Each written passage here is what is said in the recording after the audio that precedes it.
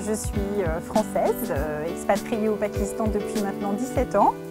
Je suis directrice de Acid Survivors Foundation, une association qui lutte contre le vitriolage. L'action d'Acid Survivors Foundation consiste à fournir des services de réinsertion médicaux, psychosociaux, économiques, et puis à bien sûr mener des campagnes de plaidoyer et de lobbying pour générer un nouveau cadre légal afin d'éradiquer le vitriolage. Mon engagement pour les victimes du vitriolage, c'est en fait l'histoire de mon engagement pour les droits humains.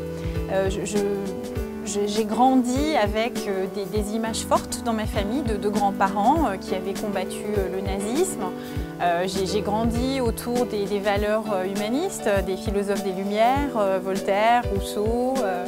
Et c'est vrai qu'en arrivant au Pakistan, de manière très anecdotique, j'étais avec mon petit garçon et je suis allée dans un salon d'esthéticienne et j'ai rencontré là des patientes vitriolées. Et mon petit garçon m'a demandé « Mais maman, que leur est-il arrivé ?» J'étais incapable de lui répondre. Je me suis donc renseignée et j'ai donc découvert ce qu'était le vitriolage, ce qui est une forme de violence ineffable. C'est vraiment le paroxysme d'une violence physique, psychologique, sociale et en fait on est confronté à l'horreur. Donc j'ai décidé à ce moment-là de faire quelque chose contre ça et c'est avec en fait des activistes et des citoyens français et pakistanais que nous avons créé l'association Acid Survivors Foundation. Je pense que j'ai été une Française de l'étranger depuis très petite. J'ai une histoire familiale européenne. J'ai des grands-parents d'origine luxembourgeoise, belge et française.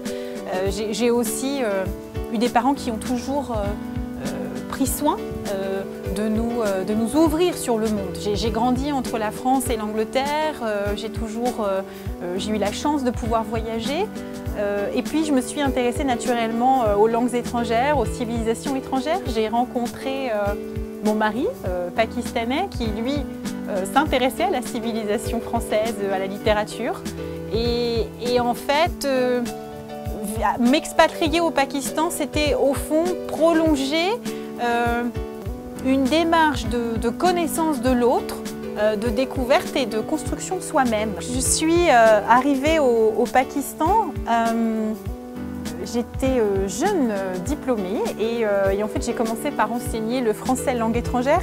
De l'éducation, je suis passée au développement et tout ça au fond, ça se recoupe sous l'égide des droits humains et je pense que le fait d'avoir Maintenant, je me concentre donc sur la promotion et la défense des droits humains, en particulier les droits des femmes et la protection de l'enfance.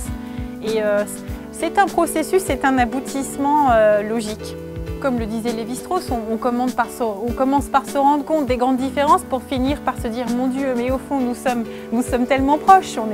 Et ça, je pense que c'est un message qui, dans le contexte d'aujourd'hui, est essentiel. On a besoin de cette réalisation de l'universalité. J'ai été aussi très surprise de l'accueil chaleureux de la société civile pakistanaise qui m'a ouvert ses portes, qui m'a accueillie, qui m'a soutenue, qui m'a défendue. Des institutions gouvernementales pakistanaises aussi. En fait, le Pakistan m'a donné une grande leçon d'ouverture d'esprit.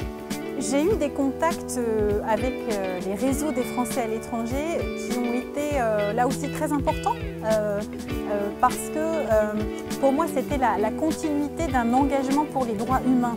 Je fais partie de Français du monde et j'ai eu la chance de rencontrer des mentors, des vrais humanistes là aussi, qui en fait m'ont permis de venir en aide déjà à des Français dans le monde, mais aussi d'interagir et de présenter des Français qui ne vivaient pas seulement dans le monde, mais aussi avec le monde.